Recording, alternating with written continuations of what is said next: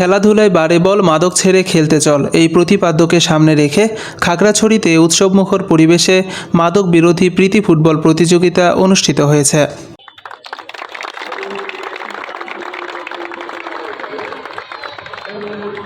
বৃহস্পতিবার বিকালে জেলা প্রশাসন ও মাদকদ্রব্য নিয়ন্ত্রণ অধিদপ্তরের আয়োজনে খাগড়াছড়ি সরকারি উচ্চ বিদ্যালয় মাঠে এই মাদক বিরোধী প্রীতি ফুটবল প্রতিযোগিতা অনুষ্ঠিত হয়।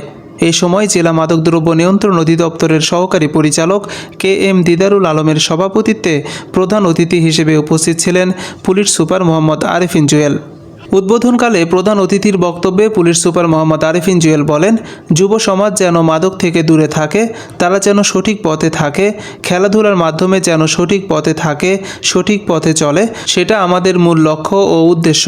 জেলা মাদকদ্রব্য নিয়ন্ত্রণ অধিদপ্তরের সহকারী পরিচালক KM দিদারুল আলম বলেন, খেলাধুলার মাধ্যমে ছেলেমেয়েরা যেন মাদকের ভয়াবহতা থেকে দূরে থাকে, সেজন্য জেলা প্রশাসন ও মাদকদ্রব্য নিয়ন্ত্রণ অধিদপ্তরের যৌথ উদ্যোগে এই মাদক বিরোধী প্রীতি ফুটবল প্রতিযোগিতার আয়োজন করা হয়েছে।